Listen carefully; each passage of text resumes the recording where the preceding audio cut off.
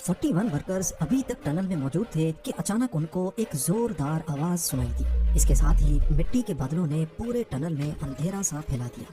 पहाड़ के टॉप से करीब 1 किलोमीटर नीचे और टनल की एंट्रेंस से 700 फीट अंदर 41 जिंदा वर्कर्स एक ऐसे टनल में फंस चुके हैं जिसका रास्ता लैंडस्लाइड ने बंद कर दिया है। सिल्क यारा टनल के इस रेस्क्यू मिशन में रेस्क्यू टीम को किन किन मुश्किलात का सामना करना पड़ा और अगले 17 दिनों तक वर्कर्स को चारों तरफ से बंद टनल में कैसे जिंदा रखा गया। आइए जानते हैं इस मिशन की लम्हा बलम्हा कहानी। भारत के उत्तराखंड स्टेट में सिल्क यारा और डांडला गांव को आपस में जोड़ने के लिए बनाया जा रहा था। देखा जाए तो सिल्क यारा की साइड के जितने भी गांव हैं उनको अगर इस ऊंचे पहाड़ की परली साइड पे डांडला गांव, बरकोट या यमुना रिवर की साइड पे जाना हो तो उसके बीच में एक बहुत बड़ा पहाड़ रास्ता रोक कर खड़ा है। यहाँ रोड तो बना हुआ है जो कि 36 किलोमीटर लंबा है, लेकिन इसको 2 घंटे में कवर किया जाता है, जिसमें ट्रैफिक पहले सिल्क यारा से राडी टॉप पे जाती है और फिर वहाँ से पहाड़ की दूसरी साइड पे उतरने का सफर शुरू होता है। पर मसला ये है कि ये रास्ता अक्सर लैंडस्लाइड्स और सर्दियों में बर्फबारी की वजह से बंद रहता है, जिसका मतलब है कि दोनों वैलीज अब एक दूसरे से कट जाती हैं। इसी मसले को सॉल्व करने के लिए भारत ने यहाँ एक फास्ट रूट बनाने का प्लान बनाया, जिसमें इस पहाड़ के अंदर से जहाँ राडी टॉप है उसके नीचे एक टनल खोदना शुरू किया गया। ये टनल सिल्क यारा और बरकोट को आपस में जोड़ सकेगा और यही वजह है कि इसका नाम सिल्क यारा टनल रखा गया। इससे 36 किलोमीटर का ये खतरनाक रास्ता सिर्फ 4.5 किलोमीटर तक रह जाएगा, यानी जहां इस सफर में 2 घंटे लगते थे वहीं अब सिर्फ 10 मिनटों में ये पार हो सकेगा, और वो भी साल के 12 महीने। करीब 2019 में ही इस प्रोजेक्ट पर काम शुरू कर दिया गया था, पर क्योंकि यहाँ की हार्श रोड कंडीशंस की वजह से टनल बोरिंग मशीन का यहाँ जाना पॉसिबल नहीं है, तो इसी वजह से इस टनल की खुदाई के लिए ड्रिल एंड ब्लास्ट मेथड को इस्तेमाल करने का फैसला किया गया। इस तरीके में पहाड़ में ड्रिल किया जाता है और फिर डायनामाइट रखकर इसको फाड़ा जाता है। धमाके की वजह से पहाड़ का वो हिस्सा कमजोर हो जाता है और फिर उसमें खुदाई करना आसान हो जाता है। पर जहाँ इस तरीके के फायदे हैं वहीं नुकसान भी हैं। नुकसान ये है कि अगर धमाका थोड़ा सा भी ज्यादा हो गया तो वो पूरे पहाड़ को भी कमजोर बना देता है और फिर किसी भी वक्त खोदा गया टनल कोलैप्स हो सकता है। ऐसा ही कुछ सिल्क यारा टनल कोलैप्स में हुआ था। 12 नवंबर 2023 को दिवाली वाले दिन 41 मजदूर टनल के अंदर काम कर रहे थे। रोज की तरह वो अपना घर बार छोड़कर यहाँ आए तो थे, लेकिन आज के दिन वो वापस नहीं जा पाएंगे इसका अंदाजा किसी को भी नहीं था। सुबह को 5:30 बजे अचानक पहाड़ के कमजोर हिस्से में लैंड स्लाइडिंग हुई और उसने टनल के 60 मीटर के एरिया को बुरी तरह कोलैप्स कर दिया। ये कोलैप्स सिल्क यारा की साइड से 210 मीटर्स के बाद हुआ था, यानी जो वर्कर्स 210 मीटर्स के अंदर थे उनके बाहर आने का रास्ता अब पूरी तरह से ब्लॉक हो चुका था। कोलैप्स के फौरन बाद बाहर मौजूद लोगों में भगदड़ मच गई। सबको यही लग रहा था कि पूरा टनल ही कोलैप्स हो गया है और अंदर काम करने वाले सारे मजदूर उसमें दब गए हैं। हर तरफ शोर और चीखों पुकार की आवाजें गूंजना शुरू हो गई। जहाँ दिवाली पर खुशियाँ मनाई जानी थी वहाँ पर अब मातम का सा समा था। इसी के साथ ही एडमिनिस्ट्रेशन फौरन हरकत में आई और इमरजेंसी डिक्लेयर कर दी गई। सबसे पहला स्टेप ये जानने का था कि आया अंदर दबे हुए लोग जिंदा भी हैं या नहीं। उसके लिए ये जानना जरूरी था कि लैंड स्लाइडिंग ने पूरे टनल को कोलैप्स किया है या सिर्फ थोड़े हिस्से को। बिना टाइम जाया किए एडमिनिस्ट्रेशन की जानिब से मशीनरी मंगाई गई और लैंड स्लाइडिंग में ही ड्रिलिंग शुरू की गई। अभी ड्रिलिंग पाइप 60 मीटर ही अंदर गया था कि अचानक ड्रिल मशीन पर जोर लगना खत्म हो गया। ये एक खुशखबरी थी, क्योंकि ड्रिल मशीन पर जोर ना लगने का मतलब है कि लैंडस्लाइड ने सिर्फ 60 मीटर के हिस्से को ही कोलैप्स किया है और आगे का रास्ता बिल्कुल खाली है।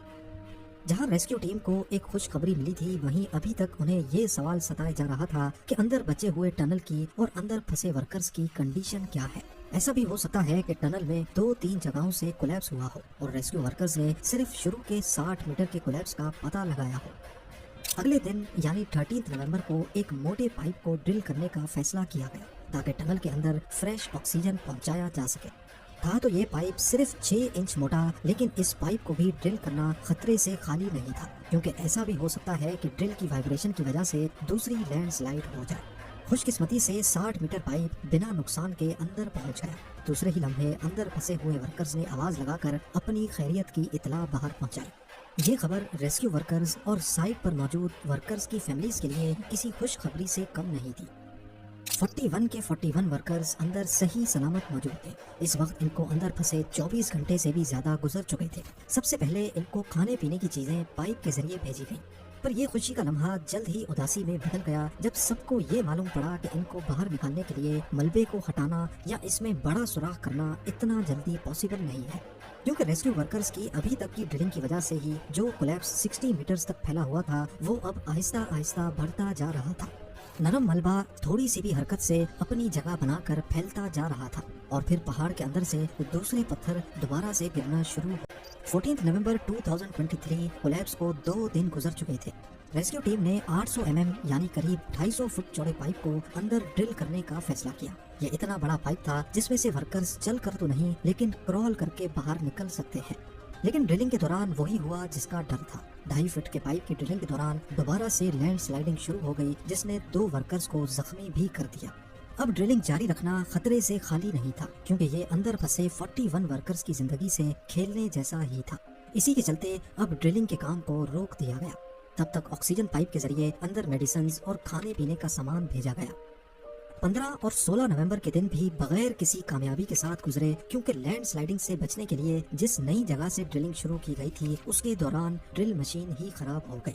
16 نومبر کو یعنی چوتھے دن ایک بڑی ڈرل مشین کو سائٹ پر ہی اسمبل کرنے کا فیصلہ کیا گیا۔ اس کو پہاڑی راستوں کی وجہ سے سائٹ تک پہنچنے میں دیری ہو رہی تھی، اسی وجہ سے اس کو ٹکڑوں ٹکڑوں میں سلکیارا تک پہنچا کر وہیں اسمبل کیا گیا۔ 17 نومبر تک ملبے میں 6 میٹر لمبے 4 پائپ ڈرل کر دیے گئے تھے، یعنی ابھی تک 24 میٹر پائپ ہی اندر گیا تھا کہ 5واں پائپ ڈالتے ہی ملبے سے ایک زوردار آواز سنائی دی اور اس کے بعد خاموشی سی چھا گئی۔ پہلے ہی کولیپس کا خطرہ سائے کی طرح منڈلا رہا تھا تو سب نے سمجھا شاید دوبارہ سے کوئی کولیپس ہوا ہے۔ اس مومنٹ پہ ہر قدم بہت احتیاط سے رکھنا پڑ رہا تھا، ایک چھوٹی سی بھی غلطی اندر موجود 41 ورکرز کی جان بھی لے سکتی تھی، لہٰذا ایک بار پھر سے آپریشن کو روکنا پڑ گیا۔ ریسکیو ٹیم اب ڈرلنگ کی ہر ممکن کوشش کر چکی تھی، لیکن ہر بار ڈرلنگ کے دوران نرم ملبہ دوبارہ سے کولیپس ہو کر ٹنل کو مزید بند کر رہا تھا۔ 21 نومبر 2023 اندر پھنسے ورکرز کو اب 9 دن گزر چکے تھے۔ ان کی حالت بد سے بدتر ہوتی جا رہی تھی۔ ان کی فیملیز پچھلے 9 دنوں سے سائٹ پر ہی موجود اپنے پیاروں کو زندہ دیکھنے کے لیے ترس رہی تھی۔ اتھارٹیز نے پہلے سے بھیجے گئے چھوٹے پائپ کے ذریعے ایک اینڈوسکوپی کیمرہ کو اندر بھیجا۔ 9 دنوں میں پہلی بار 41 ورکرز کو دیکھا جا سکتا تھا۔ ان کو اب ڈرائی فروٹس اور خشک کھانوں کے علاوہ بوتلوں میں بھر کر گرم گرم کھانا بھی پائپ کے ذریعے بھیجا گیا۔ بے شک ورکرز کو اندر کھانا پینا مل رہا تھا، لیکن ایک خیال ان کو ہر وقت ستا رہا تھا کہ کیا وہ یہاں سے کبھی زندہ نکل بھی پائیں گے یا نہیں۔ 22 نومبر کو ایک بار پھر سے ڈرلنگ سٹارٹ کی گئی، لیکن 44 میٹرز کے بعد ایک ایسی مصیبت سامنے آ گئی جس کا اندازہ کسی کو بھی نہیں تھا۔ جو سریا ٹنل کی کنسٹرکشن میں لگایا گیا تھا وہ ڈرلنگ پائپ کے آڑے آ گیا۔ ان سریوں کو 44 میٹرز کی گہرائی میں کاٹنے کے لیے اسپیشل کٹرز کی ضرورت تھی جو اس وقت وہاں موجود نہیں تھے، لہٰذا ایک بار پھر سے ڈرلنگ کا کام روکنا پڑ گیا۔ ابھی تک جتنی بھی ڈرلنگ کی گئی تھی وہ ٹنل کی اوپننگ سے ہاریزونٹلی کی جا رہی تھی۔ اس موقع پر کسی کو خیال آیا کہ اگر پہاڑ کے اوپر سے ورٹیکل ڈرلنگ کی جائے اور پائپ کو سیدھا اس جگہ میں ڈرل کیا جائے جہاں لینڈ سلائڈ نہیں ہوئی تو پاسبل ہے کہ دوبارہ کوئی رکاوٹ بیچ میں نہ آئے۔ پر جہاں ہاریزونٹل ڈرلنگ میں ملبے کے بیچ صرف 60 میٹرز کی کھدائی کرنی تھی، وہیں پہاڑ کی ٹاپ سے یعنی راڑی ٹاپ یا اس کے آس پاس کی سائڈ سے یہ کھدائی کئی 100 میٹرز گہری ہوگی، تب جا کر ٹنل تک پہنچا جا سکے گا۔ ابھی یہ فیصلہ ہوا ہی تھا کہ 27 نومبر کو انٹرنیشنل ایکسپرٹس کی ایک ٹیم پہنچ گئی جن کے پاس اس قسم کے ریسکیو کا اچھا خاصا ایکسپیرینس تھا۔ انہوں نے آتے ساتھ ہی ورٹیکل ڈرلنگ سے منع کر دیا کیونکہ ورٹیکل ڈرلنگ میں 1 مہینہ بھی لگ سکتا ہے، جبکہ پہلے ہی ورکرز کو اندر پھنسے 15 دن گزر چکے تھے۔ اب مسئلہ یہ تھا کہ اگر سریوں کو کاٹنے کے لیے ڈرل کٹر کا استعمال کیا جاتا ہے تو ملبے میں وائبریشن کی وجہ سے لینڈ سلائڈ کا خطرہ پیدا ہو جاتا ہے۔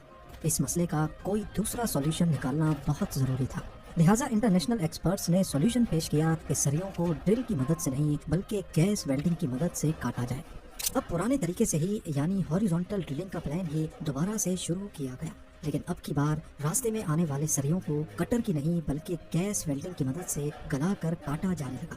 44 میٹرز کا پائپ پہلے ہی ڈرل کیا جا چکا تھا، باقی کا پائپ اندر ڈرل کرنے میں مشکل سے 2 اور دن لگے۔ فائنلی 29 نومبر کو 17th ڈے پر اندر پھنسے ورکرز کو ملبے میں سے ڈرل کی آواز سنائی دی۔ تھوڑی ہی دیر بعد 2.5 فٹ چوڑا پائپ ملبے سے باہر آیا تو سب کے چہرے پر خوشی دیکھنے والی تھی۔ اب ایک ایک کر کے 2.5 فٹ پائپ سے ورکرز کو باہر نکالا جانے لگا۔ یہ لمحہ نہ صرف ورکرز کی فیملیز بلکہ پوری دنیا کے لیے ایک یادگار لمحہ تھا۔ प्राइम मिनिस्टर नरेंद्र मोदी ने तमाम वर्कर्स से फोन पे राब्ता किया और उनके हौसले की दाद दी। बेशक ही इन 41 वर्कर्स के पास टनल के अंदर करीब 2 किलोमीटर लंबी जगह थी, इलेक्ट्रिसिटी कनेक्शन और खाना पीना मौजूद था, लेकिन 17 दिनों तक घर से दूर एक एक घड़ी को गिनते हुए कि किसी भी लम्हे दोबारा से लैंडस्लाइड ना हो जाए। ये वाकई एक बहुत हिम्मत वाला काम है।